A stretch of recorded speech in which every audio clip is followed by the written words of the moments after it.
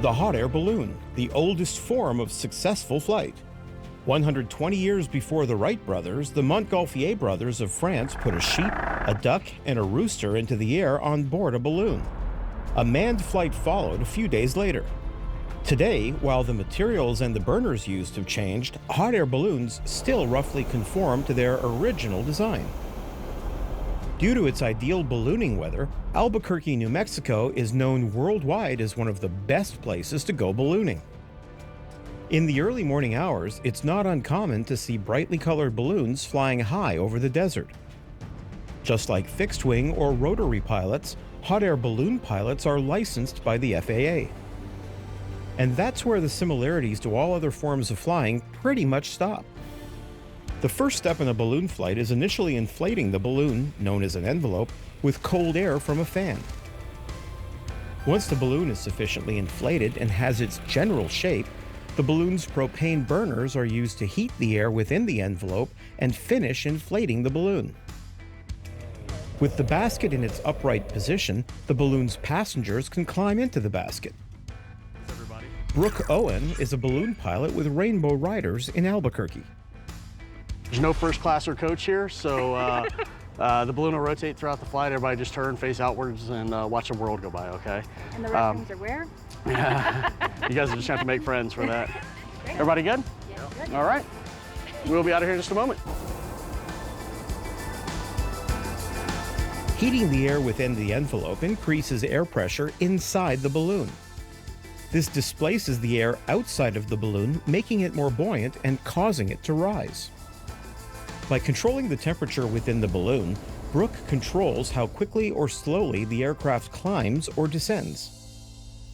So each of these burners are independently operated. They're basically one burner per tank. Each one of these burners at 100 PSI puts out about 15 million BTUs.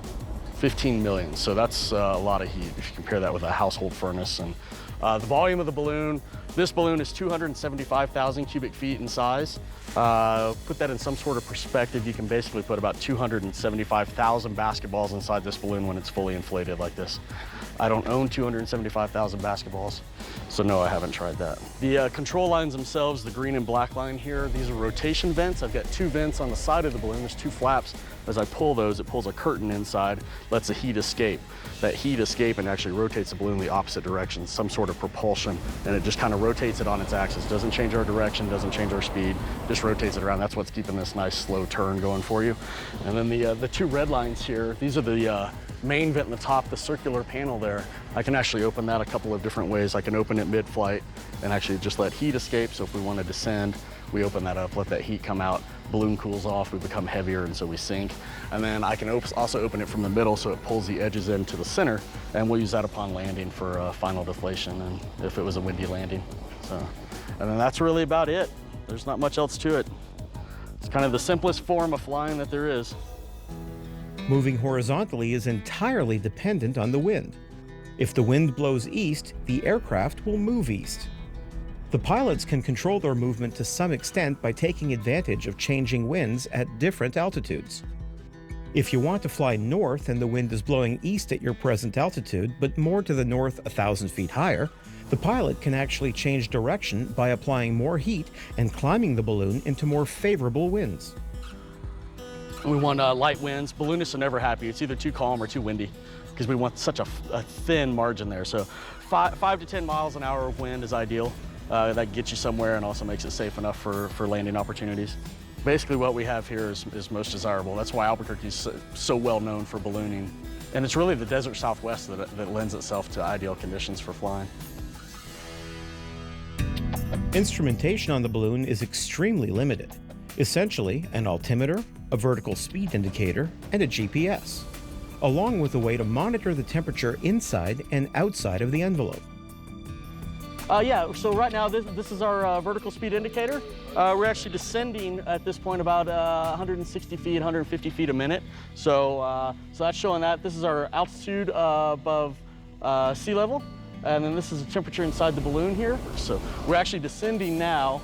We'll let the balloon cool off and we'll come down anywhere from 800 to 1,000 feet a minute. So it'll take us about 4 or 5 minutes to actually get back treetop level here. So pretty quick. Your ears might pop, but that just means they're working.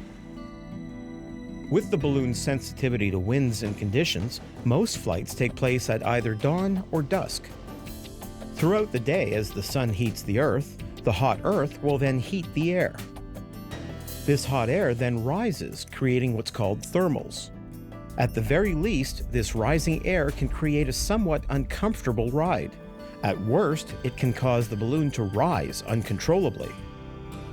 It goes without saying that a hot air balloon is probably not the best way to get from point A to point B, but it's really not intended to be.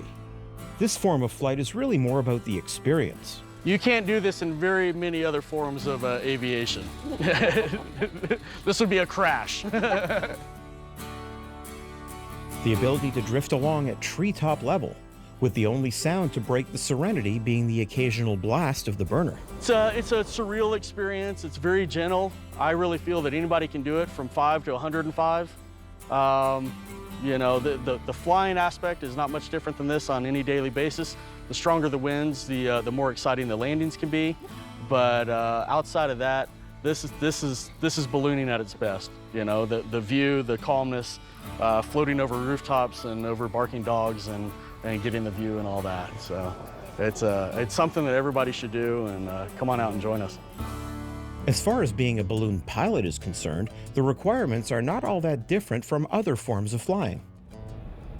Balloons are a federal aircraft just like an airplane or a helicopter, and so you have to have a pilot's rating to fly these. So in the ballooning world, we have two ratings. We have a commercial and a private. So private for fun, commercial for hire. Just requires so many hours of flight time, ground school, written test, all that. With a limited window to fly each day, gaining hours, however, is not always going to be the easiest. We're so weather dependent, and we typically fly for only an hour. You know, you can't go out and get 2 and 3 and 4 hour flights in. It's just not feasible in balloons. So, you know, if you come to a place like Albuquerque or Phoenix where we fly almost daily, this is our typical morning weather, you can knock it out in a couple weeks' time. Other places, you know, you might get 3 or 4 days of nice flying weather, and you might go another month without, you know, good conditions. So then you basically start over, and it's a hurdle process at that. So 10 hours for your private and 35 for your commercial. So minimums, you know, most examiners double those numbers just for safety's sake, and really about 100 hours before you're proficient at flying the balloons and get a real feel for them. Because there is no rudder. Landing a balloon is all about controlling your descent speed. As they don't know exactly where the wind is going to take them, Brooke has a ground crew driving around waiting to see where they'll land. Once he knows, Brooke radios the ground crew and they meet him at the landing site. Once the basket is safely on the ground, Brooke pulls a vent letting the air out of the top of the balloon, allowing it to slowly deflate. The ground crew then painstakingly repacks the envelope so that the balloon will be ready to come out and fly another day.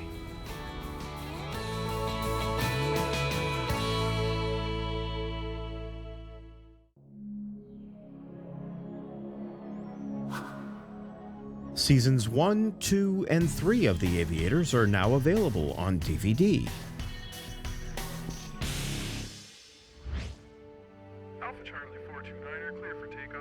For more information on today's segments, visit www.theaviators.tv. From our official home at the Whitman Regional Airport in Oshkosh, Wisconsin, we'll see you next time on The Aviators.